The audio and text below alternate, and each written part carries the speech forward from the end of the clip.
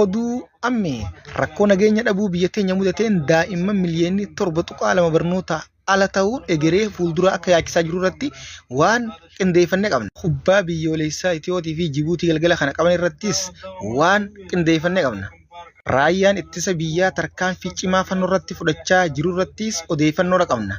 Gatii daballii boba'aa biyya teenya keessatti mudachaa jiru kan guyyaa irraa dabalaa jiru irrattis odeeffannoo qabna. Masrii fi Eeltiraan biyyattii ulaa galaanaa hin qabne qarqara galaanaa bahuu hin qabdu irratti walii galuudhaas waan odeeffannee qabna.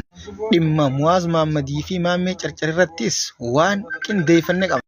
Waa'ee zakaa jechuudha Ramadaanaa baasuu hawwajjabuu irrattis jechuudha ulamaan biyya teenyaatii fi majalisni maal baasan irrattis waan odeeffannee qabna.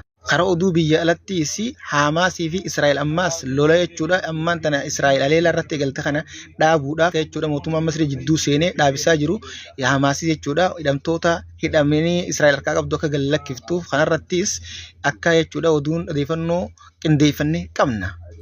Israa'elii fi Ameerikaa waliin ta'uudhaan edee jechuudha Yemen sana rukutuudhaas odeeffannoo qabna. Huncunfaa oduu guyyaa irraan tanatti odeeffannoo tana guutuu argachuudhaaf kunoo liinkii tana agarsiisuudhaan YouTube teenya tana tuqaa agarsiisna subscribeis godhaadha. Odeeffannoo guutuu asirraa argattan odeeffannoo haaraa yeroo hojii wal qabatu tan dhugaa jechuudha tan somni keessa hin jiratan ammaayis deeggarsa qaama tokko hin qabne isin bira geessi isiniif hin dhufne yeroo subscribe gootan laal bakka gurraatti na tuqaadhaan subscribe taruma takka godhaadha.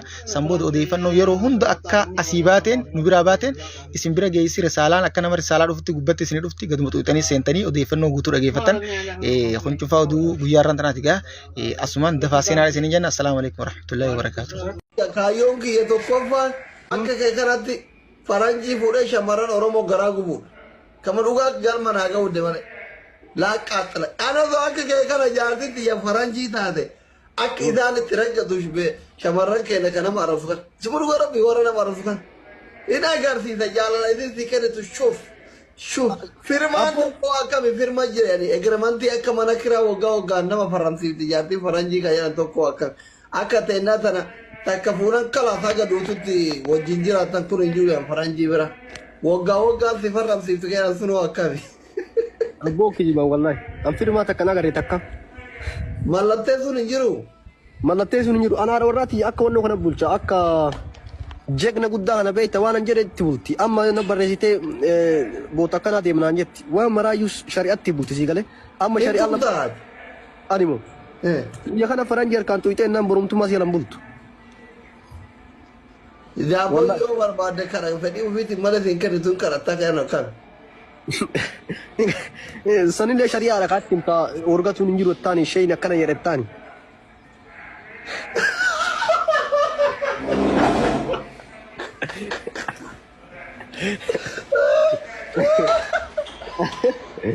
Ate darako mate tu muslima godhatte. Shari'aa timta shari'aa akkana jedhee boota shari'aan jiru sanne timta hin jiran afaan kan beekta biyya kana shari'a guurta jira.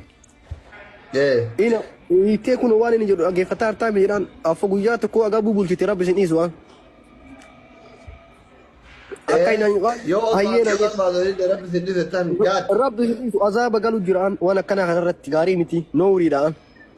Hayyee yetti bakka ittuma san waan maraayyuu hin jedhattaati. Habiibiyan ati araadaan akka keetii wallahi Oromoon araadaa akka keetii kana osoo kudhanii maqabaatte silaa asin jirtu wallahi. Ma ani bara gowwaara amma biyya faranjiitti bar dhiirri ta'e ta'u faranjii ati akkatti rabbi si dhiise isaa barbaadetti dhooftu miti sama Oromoota biyya baqaa keessaa asii Keeniyaa fi Kaayiroo fi Naayiroobi wajjiyaate fi diibiyyaate godhuu dandeettu bar shaantaa alaa darbiti harka. Ina arti amma akkana inni asii nu arrasiite. Oromoo godhuu dandeettu ababbaltee nafti nama biyya faranjii kanatti. Oromoo wal godhuu dandeettu. Soba walla alhamdulillah asii nu arrabsa jira. Silaa dhugaa